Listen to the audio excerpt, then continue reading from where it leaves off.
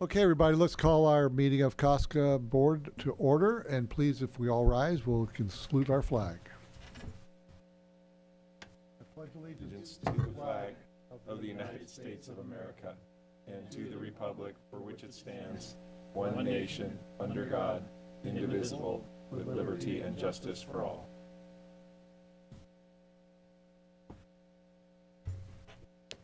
Very good, and thank you very much. Can we please call roll? Director Huffer? Yes. Director Newman? Here. Director Sullivan? Here. Director Nichols? Yes. Chair Engler? Here. I do not see any public comments tonight, either written or in person, so I'll go on to our consent calendar then. Do I have a motion to pass our consent calendar? Mr. Huffer. I'll move approval of the minutes from the September 18th, 2024 meeting. Very good. Any discussion? Great. Madam Clerk. Director Huffer? Yes. Director Newman? Aye. Director Sullivan? Aye. Director Nichols? Yes. Chair Engler? Here. Yes. Motion carries 5-0. Very good.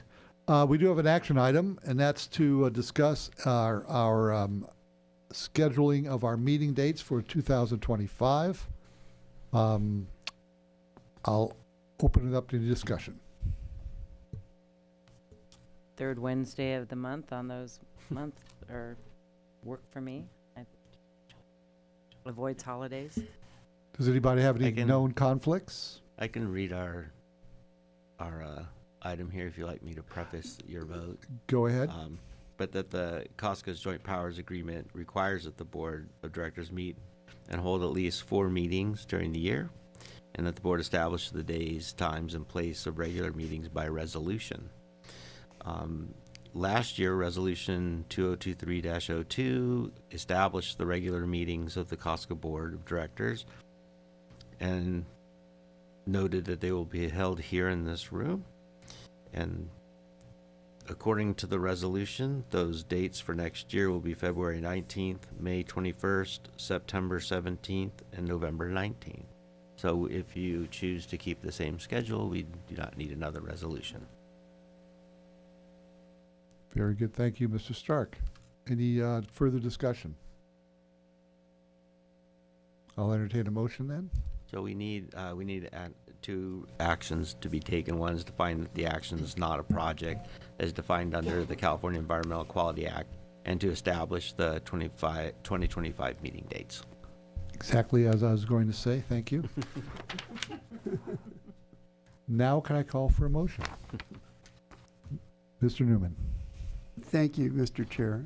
I move that we establish the 2025 meeting dates as discussed and find that this action is CEQA exempt. Thank you, Madam Clerk. Director Huffer? Yes. Director Newman? Aye. Director Sullivan? Aye. Director Nichols? Yes. Chair Engler? Yes. Motion carries 5-0. Very good. We're moving on now to our item 6, which is informational items. I'm going to assume that is Mr. Stark Yes, is going to give us some information. That would be me. So as we wind up another year at COSCA, tonight staff would like to update the board and our community on activities taken in furtherance of our goals for use of the Woolsey Fire Recovery Fund. The Woolsey Fire ignited on November 8th in 2018 and became one of the most destructive fires in the history of the Conejo Valley and surrounding region. The fire burned almost 97,000 acres and destroyed over 1,600 structures. Among the acres burned, of course, were about 3,500 acres of natural lands owned or managed by COSCA. So the damage to COSCA property included burning signage, fencing, and other infrastructure, destructive of vital native vegetation and wildlife habitats, and lost recreational accessibility and quality, and then the subsequent erosion and other trail damage due to following winter rains. While some of these losses were reparable in the short term using insurance proceeds, the larger losses of environmental and recreational values were not covered by insurance. And when it was determined that the cause of the fire was electrical infrastructure, COSCA joined other affected public agencies to seek funding from the utility operator to compensate for lost environmental and recreational resources.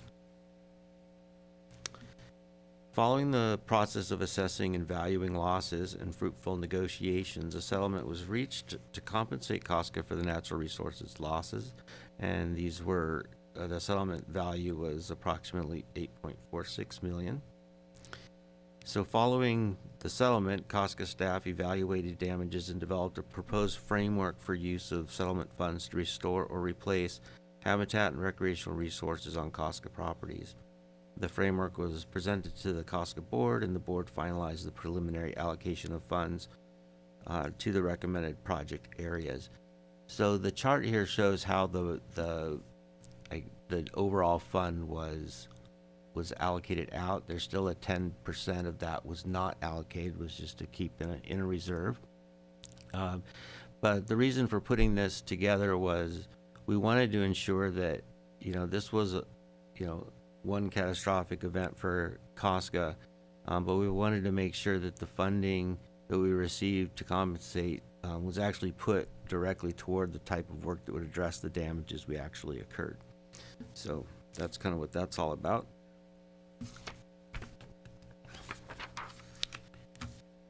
So what I'll do tonight is kind of go through these different program areas and talk about the projects we've implemented using these funds so far. So our first one is our Weed Management and Restoration Fund.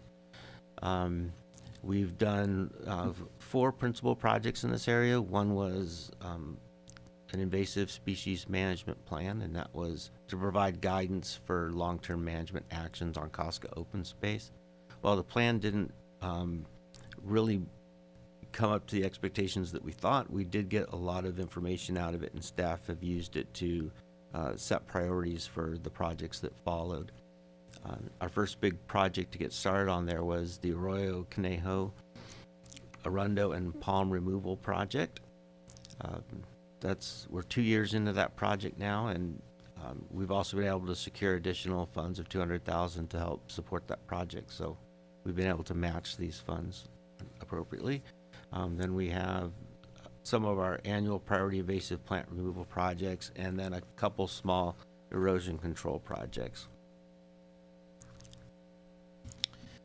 So for our weed management, so this, you can kind of see in these photos here what Arundo looks like along a stream corridor. It doesn't really allow anything else to grow. It also sucks up a lot of the water in the creek and brings the creek water levels down. But you can see then by removing it, you can see that there was actually very little native vegetation in there. So for palms, we've removed all the palms that are under 10 feet in size, and then we're treating the smaller ones as they re-emerge. We'll continue with the Arundo also for treatments, probably for another 2 years before we've knocked it all out. The encouraging part about this project is that you can see the photo here on the right shows a little black cottonwood coming back, following the removal of the Arundo. But we're seeing good development of willows and some other native species coming in, so that gives us hope that we'll have more solid ecological development there over time.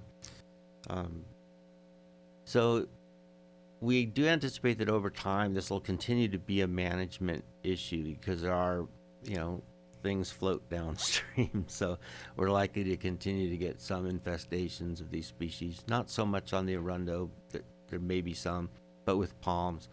But once we have this under control, it just becomes kind of a minor annual trip down there to treat anything that comes up after that. We've been able to work on our regional weed management priority areas. In 2024, we did treatments at 13 priority areas, and that's up from 9 the prior year. So our target species out here that we've been working on are Italian thistle, the sweet fennel, Russian thistle, Russian knapweed, artichoke thistle, yellow star thistle, and tree tobacco. Our treatments have shown good success, so they require less inputs each year. And that now where we are with some of these now is that we can start expanding these areas because we have the beginning areas taken care of. So we'll look forward to expanding, in the years to come. We do treatments during different seasons to address different plants. Just we need to interdict these plants during the right part of their growth cycle. So we do stuff in different timings. Our spring treatments this year covered 21.5 acres, and our summer treatments covered an area of almost 200 acres. That's not 200 acres of solid weeds. That's just the area that we worked in. 200 acres is a lot. So our next program is our land management program. We have 2 big projects in this area. We have the Hill Canyon Bridge. COSCA of the Woolsey funds, we put in $200,000 just to help get the bridge over that budget marker so we could get it in there. And we also implemented the Arroyo Conejo trash removal project. So here's our bridge. I'm sure most of you have seen it and been out there, I hope. But it's being pretty heavily used, so we're actually pretty excited about everything it's done. I think it looks great. Right now, most of the work that remains is now on the environmental mitigation work, mitigating for the impacts of the installation of the bridge. Anna's making frequent trips down into Hill Canyon. COSCA's assisting the city in providing project management and oversight for the mitigation work. And there's been a couple of hiccups, but it's a big project and, trying to get things started. But it'll be exciting to get it all going. The site prep is complete, and now they're getting ready for the install of the native plants. Then our Arroyo Conejo trash cleanup project. In the first phase that we did here was a 2,000 linear foot section of the creek. So we cleaned that with an area measuring 40 feet from each stream bank. The first phase here was a pilot project to assess costs and feasibility for cleaning larger areas. And that was mainly because we really didn't know how much it was going to cost to clean the creek. I think what we learned in this project is, it's well within our reach to be able to do this. This happened relatively quickly at a pretty reasonable cost. The first phase ended up costing a little over $87,000. Sounds like a lot, but we also took out 13.4 tons of garbage. The COSCA Rangers followed up with a volunteer project where 20 volunteers came out one day and took out another 3 to 4 tons of garbage. So for the year, about 16 tons of garbage out of the creek. We know that there's still a lot of garbage out there downstream, so we still have a big project ahead of us. But this project was successful partly because we partnered with the city's public works department and our friends at the Conejo Open Space Foundation to bring in some extra funding. And as part of doing this, we made a good connection with public works. They're managing the city's their stormwater permitting, so they were actually able to use this in their reporting for the year to the Water Quality Control Board to show the activities they're going toward cleaning and improving water quality here in the Conejo Valley. So that turned out pretty valuable. So for the next phase, we're looking at about 4,300 linear feet and an area that's admittedly a little more garbage stricken than the first. So we anticipate maybe another 35 to 40 tons of garbage. But the city's public works department has identified some funding sources that will be taking to the city council for a request coming up in the spring. So we'll be working on bid documents throughout the winter we don't want to do the project now because it's too wet. Well, it's not wet yet, but it's going to start raining here pretty soon. And having contractors working down in the creek when it's wet, it causes more damage to the environment than help. So it's just going to be much easier to implement once we finish the rain season. Our community fire safety outreach and actions. This was a smaller allocation that the board originally made, and I think it was just in recognition that, the fire didn't just affect COSCA, it affected our neighbors as well. Fire does travel in two directions. It goes from open space to homes, but also goes from homes to open space. So working closely with our neighbors on fire safety is important, and encouraging our neighbors to take steps on their own properties to complement the work that we're doing. When we started this type of project, we didn't really know what to do. This is, home protection isn't really COSCA's expertise, but we started strong by partnering with the Ventura Regional Fire Safe Council. They're a nonprofit that works for educating the public about fire safety and things people can do at their own homes, and they've really done a lot to get the community talking in very productive ways about how each homeowner has a role to play in protecting their community from wildfire. And COSCA recognizes our role in doing our vegetation management that we do each year, and we know that the fire department has their role in putting out the fires. And I think the Fire Safe Council fills all the gaps kind of between all these different groups. So it's really been helpful. I want to talk a little bit about some of the things we've accomplished through our partnership with the Fire Safe Council. At first, we just wanted to get information. We were coming up on a new fire season and wanted to get information out as quickly as possible. So they did phased mailings and sent 17,000 direct mail information packages to homeowners that live near open space areas. It's kind of proven difficult to assess the success of those efforts, but it was the most timely way of getting at that. What they realized along the way was that response tracking indicated that personal contacts at events, they also held a number of community events. This was also during COVID, so this was webinar based when this all began. So it took a little bit longer than we maybe would have if we didn't have the COVID emergency, that we could have met and gotten together with people. But they did get that conversation started. They've also promoted home hardening assessments, and so far with funding through our program at COSCA, 160 home hardening assessments have been completed, and these are really where the homeowners learn directly what needs to be done, and I think that's probably the most helpful thing of engaging our community. They also held a number of chipper days. This is where people who are taking out some vegetation next to their house can come dispose of it properly. Oftentimes our green waste bins in front of our houses aren't enough to do those bigger jobs. They also did community outreach to community groups, mostly HOAs, soliciting interest in community-based, like neighborhood-based resilience efforts.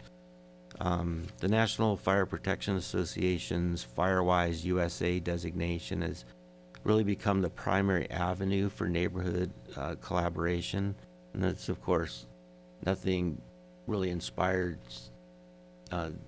this kind of participation more than fire insurance rates. So because those communities that are achieving FireWise USA designations, some of those are qualifying for savings on wildfire insurance. So that's driven a lot of interest in this program. In fact, as part of this work, they achieved the first new Firewise community certification in 5 years. And since that time, now we have 5 recognized Firewise communities, and 1 has their application in being reviewed now. And we have a number of other additional neighborhoods that have formed Firewise boards and are starting to work on their application. So it's really been, it's growing quite rapidly. Our newest contract that we have now with Fire Safe Council is focused specifically on coaching communities to form Firewise communities. They're working directly with neighbors of open space areas. COSCA has interacted with some of these groups as they're forming their plans. So we've met with some of the homeowners in this area, and I think it's a good opportunity for COSCA to, we're a neighbor too, so it's developed some relationships, for us, and we've been able to help a few of those with some small additional actions to help their applications. Another program we did in our last round was a pilot project for that included home hardening for low-income seniors. This is a pretty innovative project. It's really the only local program of it, one of very few local programs in the state that tried this. And it was really about, we were anticipating that the state would be providing grants for people to do some home hardening, and we wanted to address, those in the community that maybe couldn't afford to or didn't have the physical means to implement these home hardening practices on their own. So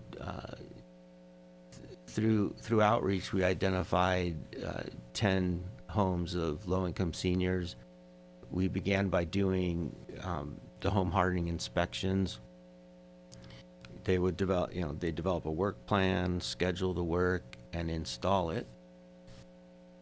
So here we have, these are members of the crew out of Ojai, and they're implementing, they're putting vent screens on.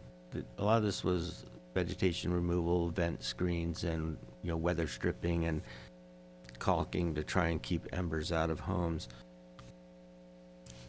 I got a letter from one of the homeowners that received the treatments, and she was overjoyed and that somebody cared enough to help them out. And while we don't know that this is something where COSCA will continue doing this, but as a proof of concept, the program's all organized now, so the Fire Safe Council is prepared to help implement if and when that funding becomes available.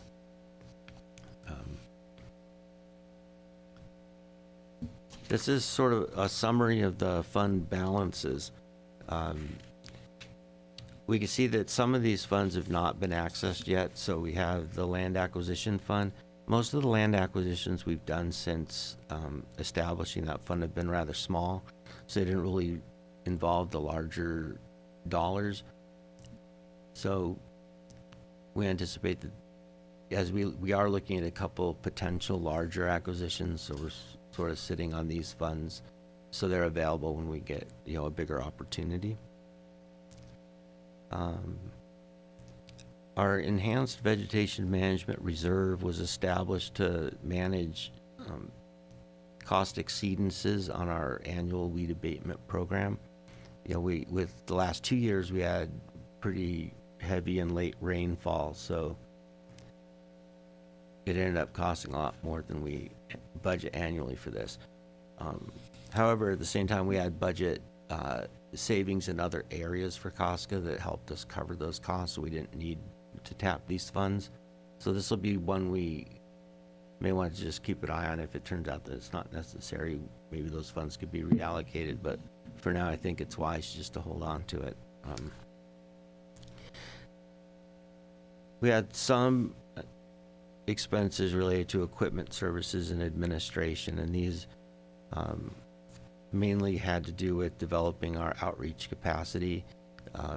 We redid our website. We've bought some equipment that was helpful in in mapping some of our projects out in the field, GPS technology and things like that. But we haven't spent a whole lot of that, but it's there and it's helpful when, when we can,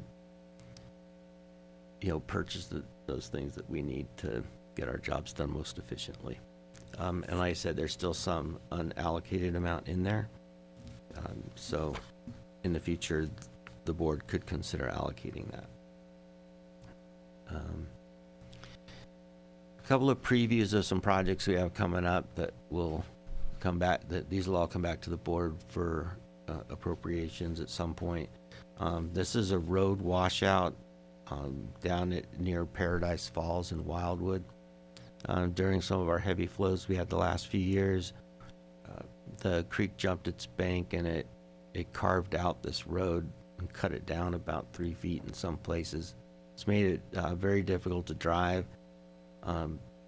This road's important to COSCA and as well as emergency services. This is the access road for maintenance around Paradise Falls. So, Paradise Falls tends to generate emergency service calls now and then too. So this is a priority for us to try and get this fixed. We're anticipating the solution will involve some, importation of some graded fill and some upstream work, a flow deflector for high flows to keep the water off the road. So we anticipate putting together the RFPs and seeking a contractor. We can do these things over the winter months. This we wouldn't be able to build until the spring anyway, and so we'll be working around some environmental constraints, and we'll need permitting as well. So it's probably something that happens later in the year. We also have scoped out the first of a larger restoration pilot projects. This project's down by at Rancho Potrero behind the equestrian center. This is a grassland area that's actually pretty important for our local birds and raptors. It's a prime hunting spot, and we do see some unusual birds out there. Right now, it's mostly non-native annual grasses, but what we've seen in the last season or two is a rapidly approaching infestation of bristly oxtongue and some prickly lettuce. And since these are newer infestations, now's the time to get at them before they establish too much.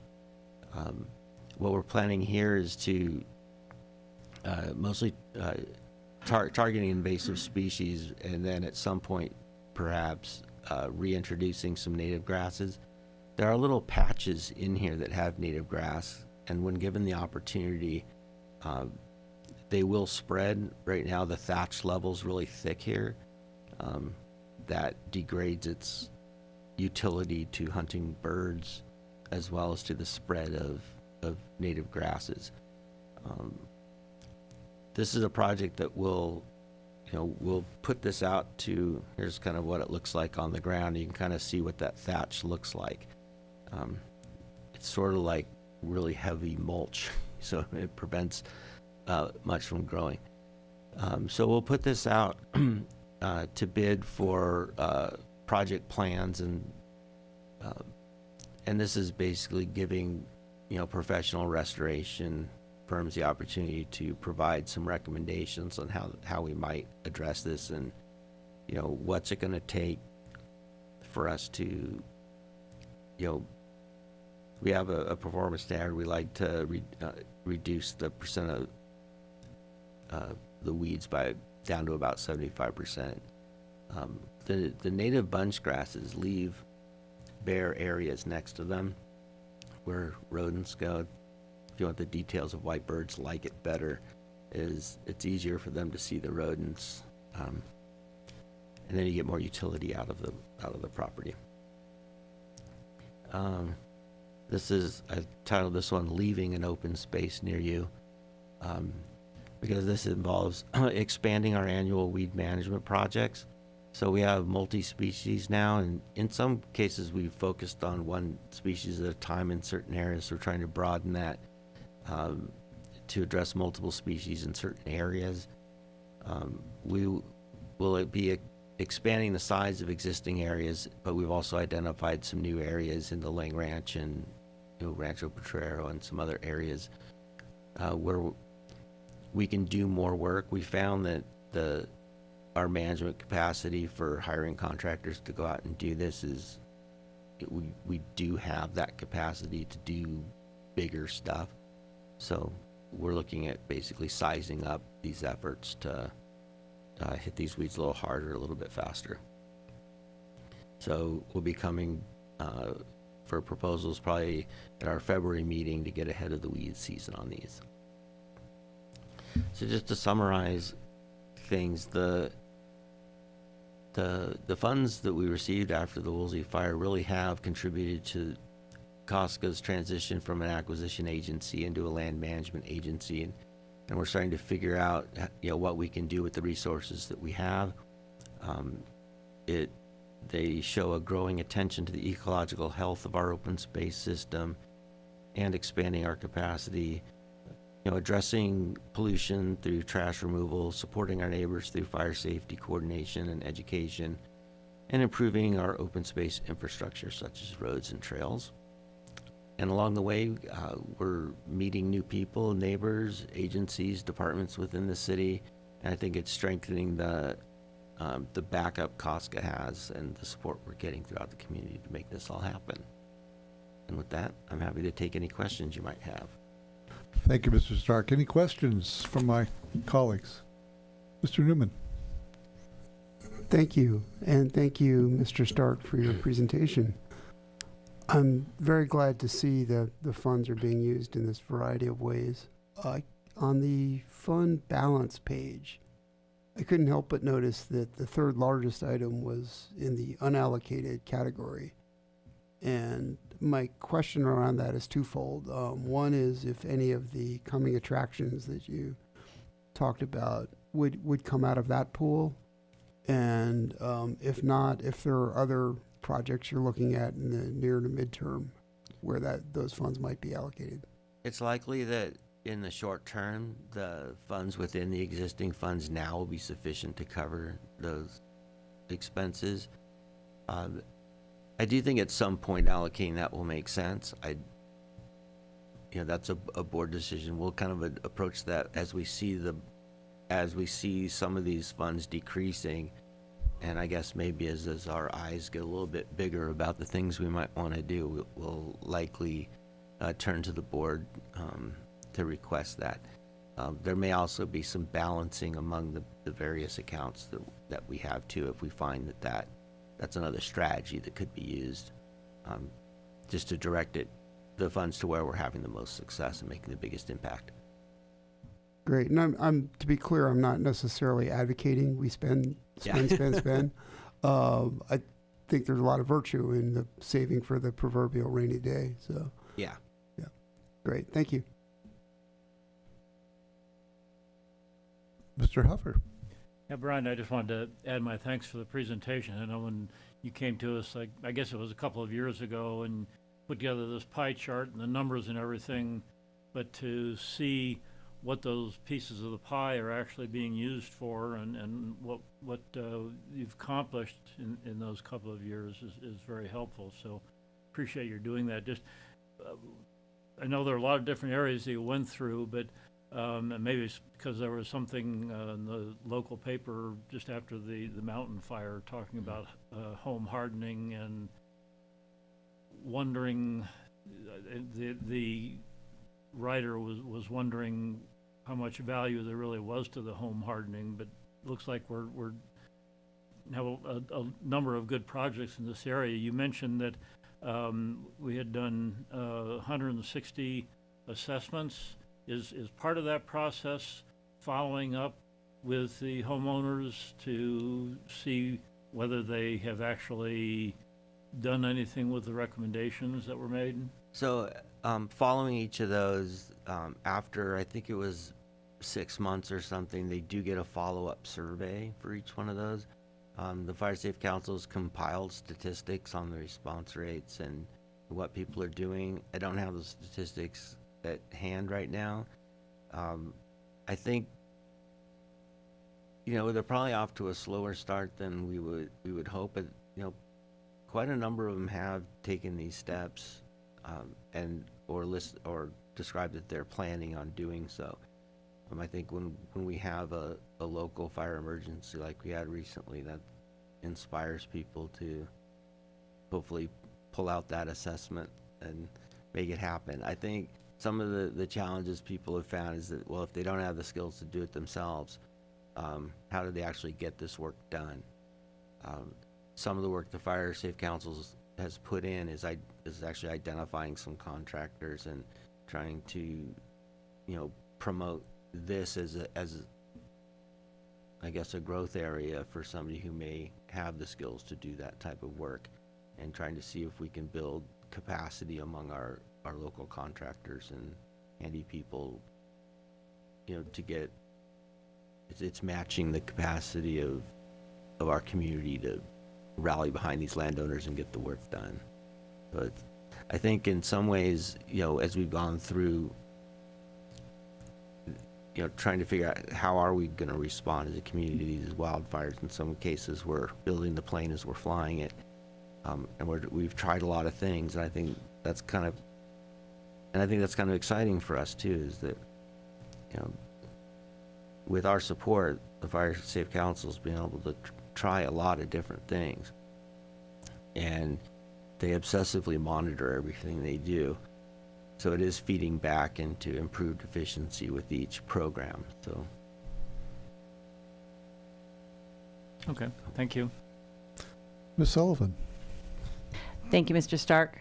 Very, very informative. Both questions I have are involving the invasive species. First, with the weed management, I'm just curious, pre-Woolsey fire, what were the funds allocated? Like, were these larger types of projects done, or are we able to do this because we have those funds?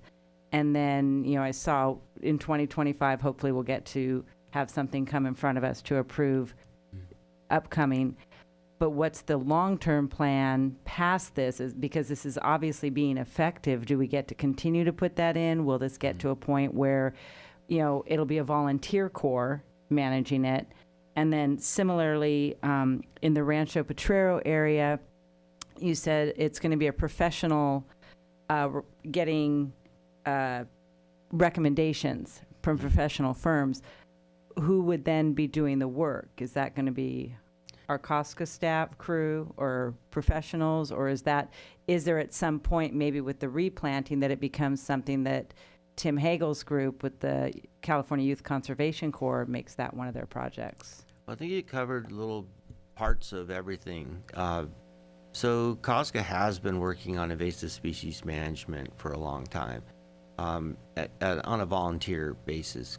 Honestly, we're not staffed with the capacity to implement large restoration projects, and our budget doesn't support that. So, these funds make something possible that really wasn't possible before.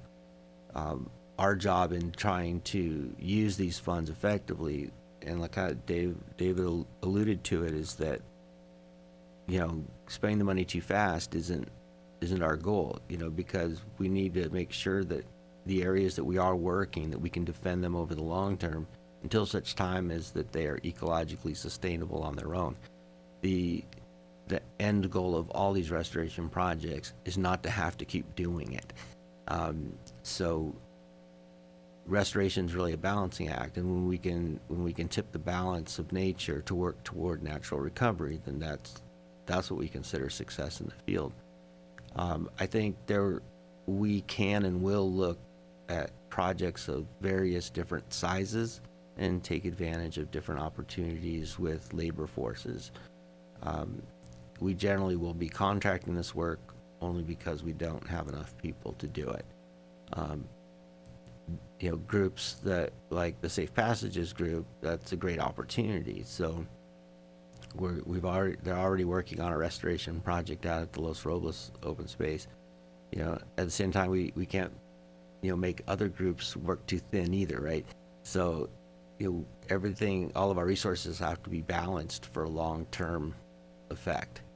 I hope I answered that question. Yes, thank you. Very good. Thank you, Mr. Stark. I just had a kind of a comment and also a question. I believe that maybe my neighborhood was that one neighborhood that now is a Firewise community. So thank you for highlighting that. It was a good experience to go through that. The neighborhood is pretty cohesive in its approach. The question I have for you is we've had some successes in the home hardening and the urban interface with the wildlands. Have we considered continuing some of those, especially some of the senior home hardenings? Do we have funding for that? Do we have a way to continue with that sort of thing? So the funding that we have is still pretty limited. So after we finish the current contract we're in with the Fire Safe Council, there won't be a whole lot of funding left in that initial allocation. So it'll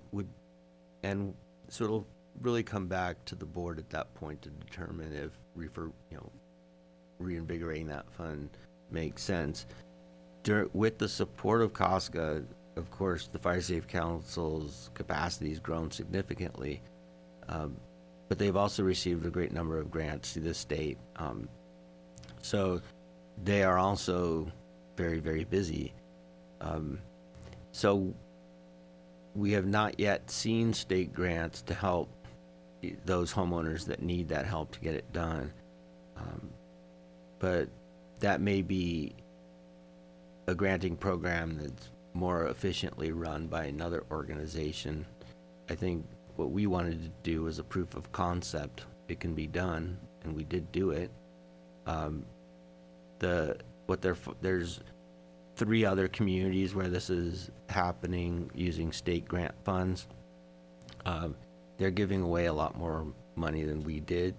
So the state granting programs were looking at spending pretty high amounts, per house. So we didn't consider applying for those to run that type of a program. It's a little tangential to COSCA's core mission, so we didn't want to drift our mission and get too much into home hardening. What we did want to do was kind of grub stake an effort that showed that yes, it can be done, and that we can enable, a competent group like our Fire Safe Council, or ideally we get, as neighborhoods come together and start talking about wildfire resilience, that we actually get more fire safe councils. Maybe one here in the Conejo Valley would be good, but these are bottom up, grassroots type efforts. So we hope that maybe through the Firewise community development that Fire Safe Council is doing now, that if we can get some momentum behind it, maybe we could do a Fire Safe Council too, and then maybe there's another organization that could help secure the grant funds and make those connections. I believe that during this last election there was some funding that was set aside, or was going to be bonding that was going to happen. I'm not sure how that will be distributed or dispersed. Perhaps we can look into that a little bit later when they decide how that's going to be dispersed. But also I think it's an opportunity for COSCA to partner with the Fire Safe Council and with the neighbors who are in the wildland interface area. It's a way to be good neighbors with the neighbors who really appreciate what we do with habitat protection and everything. Well, our goal's always been to be a great neighbor. So, and when we've talked with the communities that are forming the Firewise groups adjacent to our open space, those are the relationships we want to have. And we hope they will contact us so we can share information and any resources that we have. Okay, any other comments? Any questions? Very good. We should receive and file this. Do we need a motion to receive and file? I don't believe we need Very that. good. Then we do have a second informational item. The COSCA Volunteer Corps activity, is that also you, Mr. Spark? That's a written report, Written report. so you received that in your Okay, board very package. good. Didn't know if we're gonna have a verbal as well. And no, And then our third informational item is ranger operations and maintenance activities. And I'm sure that's Mr. Kuba. yeah, so we'll have a brief PowerPoint for this. Thank you. Thank you, Board. Sorry I missed the last meeting, but hopefully we can make up for it here. Rangers have obviously shifted gears from weed abatement, and now they're into the DAMP program, which is drainage management. And I'm just putting that up there as an example of what the kind of drainage that they deal with. That is up above Wildwood. You can see the Wildwood parking lot there, and the V-ditch that feeds into that grate. And that grate, of course, fills, and so we have to clean. The rangers have to clean it out. They actually rebuilt that, re-welded it a year or two ago with help from CRPD welders. So that was a fun project, but it's working now, and they're going through and hitting all the V-ditches that need to be examined and cleaned. Next. And that also includes cleaning out the spillway at Lake Eleanor. Not a very fun project because that's some yucky smelling stuff that gets pulled out, and it's a lot of hard work, but it's happening. Okay, interesting weekend. Two brothers, both going for their Eagle projects in the same weekend at Wildwood. So they each had their friends there working on it, and they've got signs put in. Go ahead. And some blowout bridges in Wildwood, in the canyon, and a handrail down some stairs that have never had handrails before. So that was a fun weekend. A lot of stuff happened. And of course, Ranger Rick had to check out the bridges, and he approved of them. So that's bathroom number 4 down at the bottom of the canyon got a new facelift, new flooring. Some epoxy flooring was put in, and painted the bathroom and replaced the toilet. So they should be beautiful for weeks.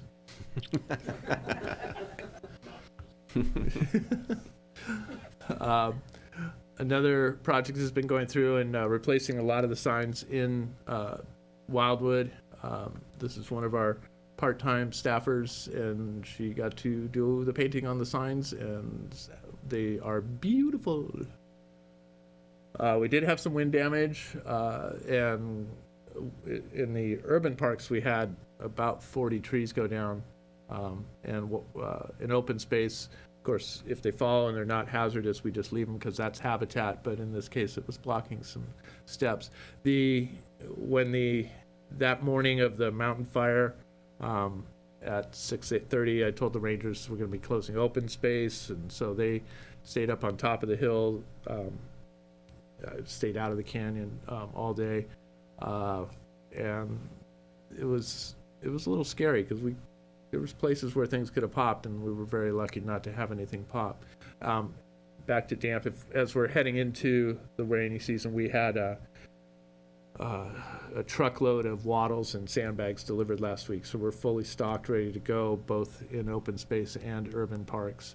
So our shop and that'll be distributed to both sides of town, and then the trucks in a rain situation will have wattles and sandbags in them ready to go in case they're needed. We'll keep the stake side full of sandbags, and that's all ready to go. This is some of the unhomed situations that the Rangers have been cleaning up. This is a weekly, if not daily, activity that they're dealing with. They are checking on, they're working with the sheriff and cleaning multiple times a week at least. And in cases like this where it's a massive situation, it takes an awful lot to clean that up. Oh, and I haven't seen a sunset lately because I am heading for bed about that time. So you get a sunrise. I don't know what that crescent was, but I just thought it was beautiful, and so I got a picture of that. I'm available for questions if there are any. Any questions? Thank you very much. Have a great holiday season. All right, on to our updates from our CRPD general manager and from our city representatives. Mr. Friedel. Yeah, I try to stick it to things that pertain to both agencies. So the city and the Park District are partners at the Global Adult Center, and we had a really nice Veterans Day breakfast. Very, very nice event, really a popular event. And then we, CRPD was here at the city just on Monday night in front of your planning commission. And we got the green light approval for the Borchard Skate Park project and the Caneo Community Park and Community Center project. So we're really excited about both of those and moving forward. So we thank the city and the planning commission for that. And I also want to say happy Thanksgiving to everyone. Mr. Giles, nothing from the city. Very good. All right, let's move on to our board member comments. Any comments from my fellow board members? Nothing. Very good. Well, I would also want to wish everybody happy Thanksgiving as we move into our holiday season. So let's have a good, safe time with our families on Thursday. And with that, I'd like to call the meeting to a close.